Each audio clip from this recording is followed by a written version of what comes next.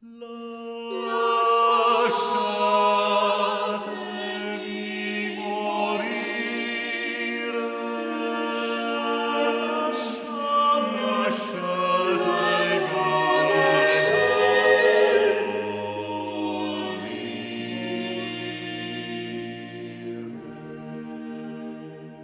E che volete voi che mi conforte in così dura sorte, in così gran martire?